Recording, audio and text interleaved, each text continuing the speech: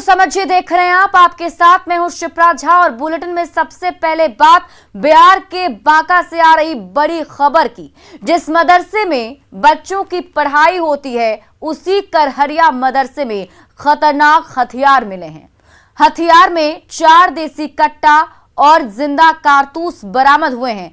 तस्वीरें आपके TV screen पर आप तस्वीरों में खुद देख सकते हैं कि बरामद 4 देसी कट्टा और 8 जिंदा कारतूस मिले हैं।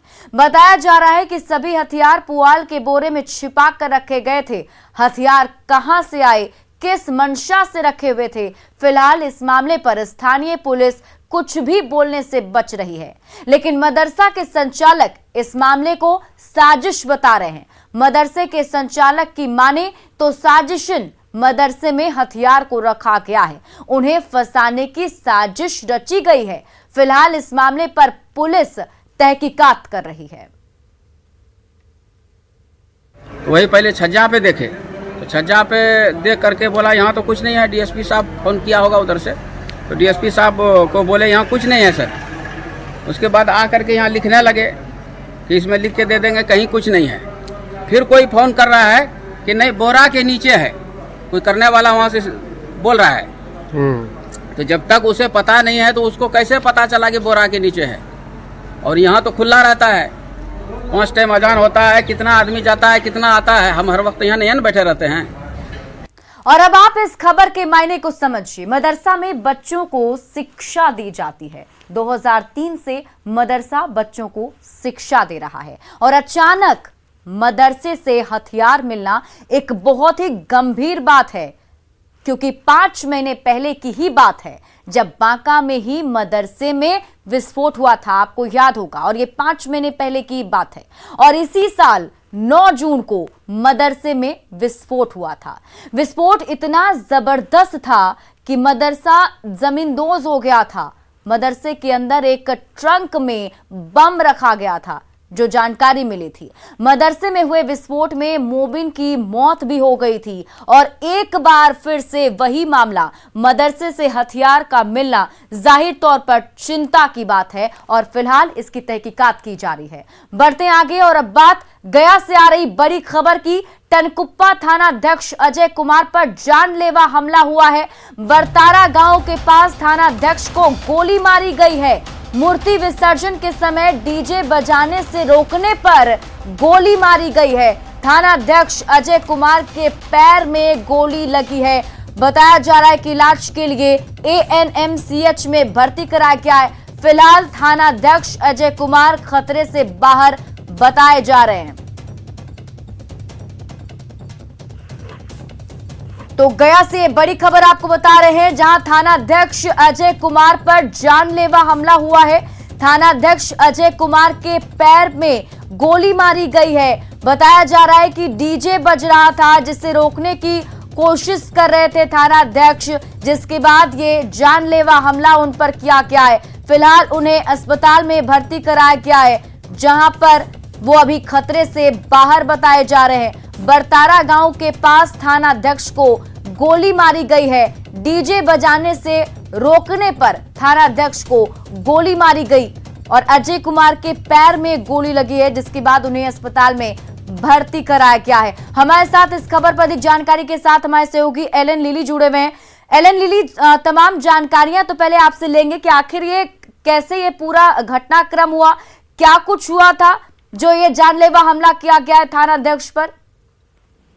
देखिए, आपको बता दें कि ये दीपावली को लेकर के लक्ष्मी पूजा का आयोजन किया गया था और आज जो है मूर्ति विसर्जन की जा रही थी। और मूर्ति विसर्जन करने के दौरान जो लोग हैं वो वापस लौट रहे थे और इस दौरान जो काफी तेज आवाज में डीजे बजा रहे थे, क्योंकि डीजे बजाना पूरी तरह से रोक है। और इसी को लेकर के जब टनकुप्पा थाना अध्यक्ष जब डीजे को रोकने का प्रयास किया गया, तभी कुछ असामाजिक तत्वों ने थाना अध्यक्ष पर गोली चला दी।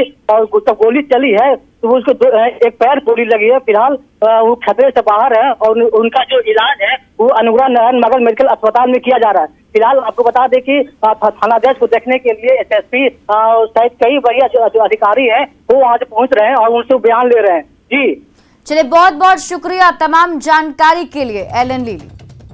और अब बात शराब कांड की। बिहार में जहरीली शराब का कहर जारी है। बुधवार से शुरू हुआ मौत का सिलसिला आज तक जारी है। मौत के आंकड़ों के साथ साथ जहरीली शराब का दायरा भी बढ़ रहा है। गोपालगंज और बेतिया के बाद आज समस्तीपुर में भी 4 लोगों की मौत हो गई। अब सवाल है कि शराबबंदी वाले राज्य में इतने लोगों तक शराब कैसे पहुंची।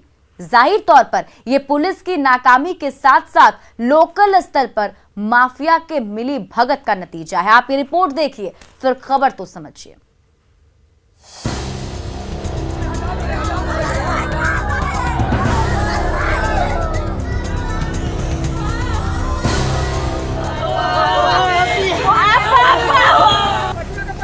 बच्चा के पहले पकड़ो, उसको पकड़ो, बच्चा के लगेज के पकड़ो पहले, वही झोला उठा के रखा है उधर। अरे बचवा को पकड़ो रे, वही बताएगा कहाँ क्या है, वही झोला उठा के लेके भागा है। इतनी मुस्तैदी होती तो इतना बड़ा शराब कांड नहीं होता।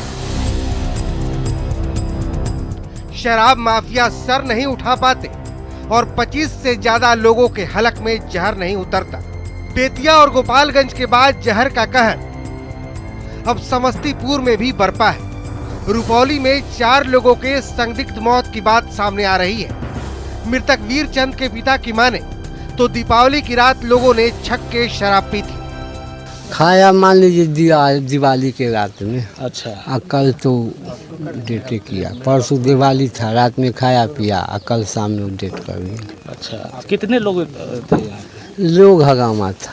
हाँ? हगामा जैसे आज है उसी आज उसी तरह। कितना लोग मतलब साथ बैठ के पिए थे? वो बैठ के पीने वाला तो 4-5 गो था। समस्तीपुर पुलिस भी पूरे मामले को शराब से जोड़कर देख रही है। समस्तीपुर में मरने वालों में 2 जवान भी शामिल हैं।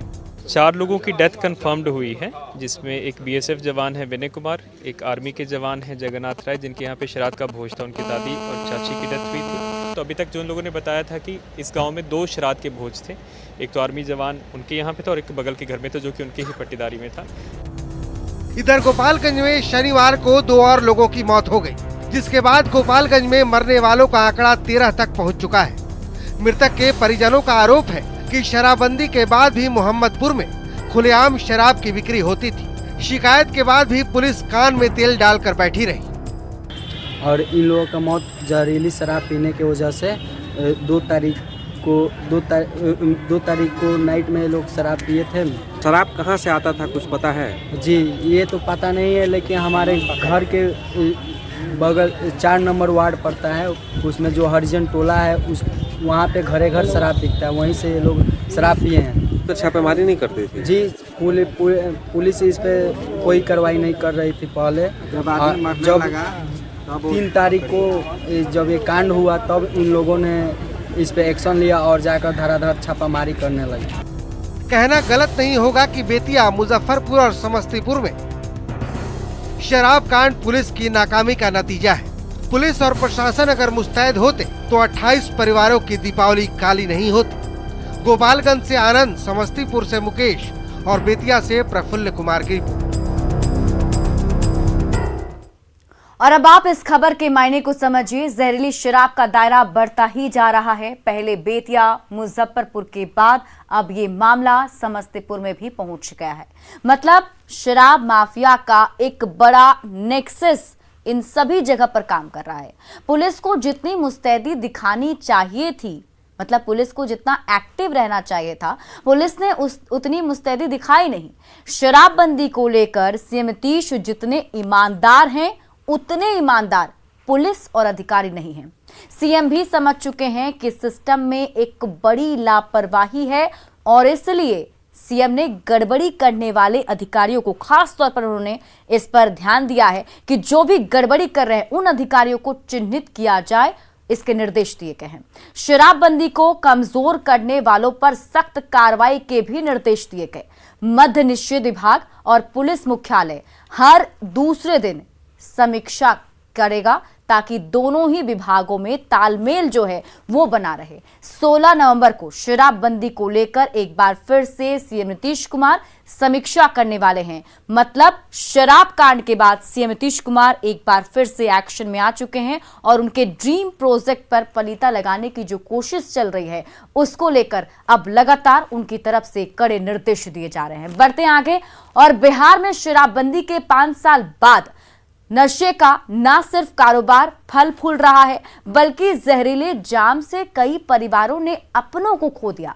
आए दिन यदि शराबबंदी कानून का माखौल उड़ रहा है तो इसके पीछे जिम्मेदार पुलिस महकमे से लेकर पंचायत स्तर तक के प्रतिनिधि भी सवालों के घेरे में हैं। आप ये रिपोर्ट देखिए फिर खबर तो समझिए। हमसे बहुत ज्यादा चिढ़ है कि शराबबंदी लागू किया है। तरह तरह की बात लोग बोल रहे हैं, तरह तरह की बात। और देख लीजिएगा इसी सब धंधेबाज में जो लगा हुआ है वही लोग हमारे खिलाफ अभियान चलाता है और चाहता है कि कुछ ऐसा करें जिससे ये हट जाए। करीब साल भर पहले मुख्यमंत्री नीतीश कुमार ने ये बातें तब के चुनावी सभा में कही थी। उन्हें इस बात की आशंका सता रही थी कि कुछ तथाकथित लोग बिहार में लागू शराबबंदी कानून को खत्म करने की साजिश रच रहे हैं। मुख्यमंत्री को ऐसा अंदेशा क्यों था? समझना मुश्किल इसलिए भी नहीं है क्योंकि 1 साल बाद फिर से मुख्यमंत्री ने शराबबंदी कानून की कड़ी समीक्षा की बात कह डाली है। लेकिन फिर भी एक पुनः जबरदस्त रूप से अभियान की आवश्यकता है और अभी ये पर्व के बाद हम बिल्कुल निश्चित रूप से हमने मन बना लिया है क्योंकि फिर हम इसकी पूरी समीक्षा करेंगे। आखिर नीतीश कुमार को क्यों कहना पड़ रहा है कि वे शराबबंदी कानून को लेकर बड़ी समीक्षा करने जा रहे हैं? आखिर वो कौन सी वजह है जिसने नीतीश कुमार के ड्रीम प्रोजेक्ट को सफल होने देने में बाधक बन रहा है? ये बातें इसलिए क्योंकि बिहार में जहरीली शराब से लगातार हो रही मौत से मुख्यमंत्री नीतीश कुमार बेचैन हो गए हैं।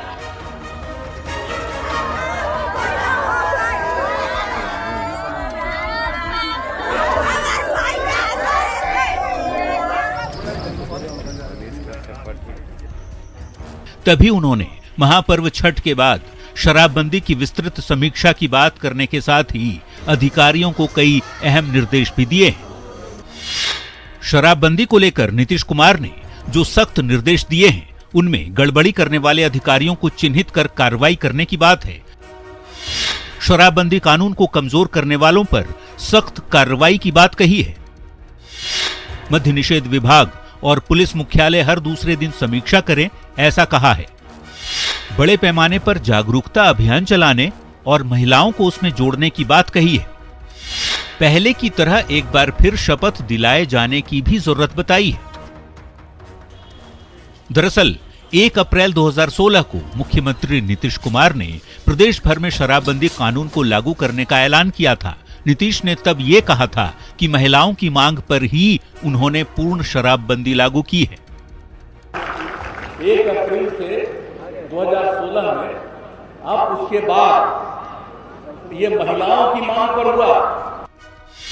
शराबबंदी का उद्देश्य ये था कि बिहार में अपराध, घरेलू हिंसा के मामलों में कमी लाई जा सके।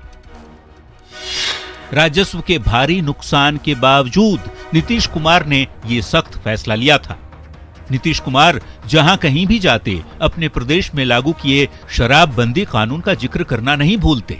16 फरवरी 2020 को दिल्ली में आयोजित एक कार्यक्रम में तो नीतीश कुमार ने पूरे देश में शराबबंदी कानून लागू करने की बात कह डाली थी। 1 अप्रैल 2016 से लेकर आज तक शराबबंदी कानून को लागू हुए 5 साल से भी ज्यादा का वक्त बीत गया, लेकिन मुख्यमंत्री का ये ड्रीम प्रोजेक्ट दावों पर उतना खरा नहीं उतरा जिसकी कल्पना आम लोगों ने की थी। तभी तो आज भी कई इलाकों से शराब के अवैध धंधे का न सिर्फ खुलासा हो रहा है बल्कि शराब के सेवन से कई लोगों की जानें तक जा रही है। नीतीश कुमार की चुनावी सभा हो या राजगीर का पुलिस ट्रेनिंग अकेडमी, हर जगह मुख्यमंत्री जनता से लेकर पुलिस अधिकारियों को समझाते रहते हैं कि ईमानदारी से शराबबंदी को लागू करने में अपना योगदान दें। कुछ ना कुछ कितना भी करिए, बाएं दाएं गड़बड़ करने वाला तो होता ही है। रोज कुछ लोग पकड़ा रहे हैं, तो इसको ध्यान में रखना चाहिए। आप सब लोग जो ट्रेनिंग किए हैं, हम ये बात को जरूर कहना चाहेंगे कि अब संख्या देख लीजिए आप में महिलाओं की कितनी है, और महिलाओं की ही मांग थी। तो जब शराबबंदी लागू किया तो इधर उधर गड़बड़ करने वालों पर नजर रखनी चाहिए। नीतीश कुमार के सुशासन को शराबबंदी कानून ने जो धार दी थी, उसे बेढाल करने की कोशिश कौन कर रहा है? क्योंकि यदि 5 साल बाद भी बिहार के कई जिलों में लोग शराब का सेवन कर रहे हों, आए दिन शराब की बड़ी खेप जब्त हो रही हो और जहरीले जाम के चलते लोगों की जान तक जा रही हो, तो फिर इसकी वजह क्या हो सकती है? आखिर कौन लगा रहा है ड्रीम प्रोजेक्ट को पलीता? तो ये समझने की जरूरत भी है, क्योंकि शराब सिंडिकेट और पुलिस की सांठ-गांठ की जांच जरूरी है। गांव में शराब कारोबारियों की मुखिया से मिली भगत की पड़ताल भी जरूरी है। तो चौकीदार से लेकर थानेदार तक की भूमिका को परखने की भी जरूरत है। कई पहलू हैं जिन्हें परखने की दरकार इसलिए भी है क्योंकि बिहार में शराबबंदी कानून मुख्यमंत्री का ड्रीम प्रोजेक्ट रहा है और इसे लेकर वे बेहद संकल्पित, संजीदा और सक्रिय रहे हैं। Bureau report, news 18। और अब आप इस खबर के मायने को समझिए। शराबबंदी नीतीश कुमार का ड्रीम प्रोजेक्ट है। 5 साल से बिहार में शराबबंदी लागू है। बिहार में शराब पीना और बेचना दोनों पर ही पाबंदी लगी हुई है। ऐसे में गांव तक शराब पहुंचना चिंता की बात है कि आखिर कैसे गांव तक पहुंच पा रहा है। बगैर पुलिस की मिलीभगत से शराब का कारोबार बिल्कुल भी संभव नहीं है। लोकल स्तर पर भी मिलीभगत से इनकार नहीं किया जा सकता है, क्योंकि सबके साठगांठ है तभी ये सब कुछ चल पा रहा है। जाहिर तौर पर शराब कांड के जांच माइक्रो लेवल तक होनी चाहिए, बिल्कुल उसके नीचे स्तर तक पहुंचकर जो है जांच करनी पड़ेगी। इसलिए से नीतीश कुमार ने ये बड़ा अभियान चलाने की बात भी कही है, क्योंकि जन भागीदारी से ही कोई भी अभियान जो है वो सफल हो सकता है। और इसलिए सीएम नीतीश कुमार ने इस बार ये भी कहा है कि महिलाओं को भी साथ में जोड़ना है। तो फिलहाल इस बुलेटिन में अभी के लिए बस इतना ही, लेकिन न्यूज़ 18 बिहार झारखंड पर खबरों का सिलसिला लगातार जारी है।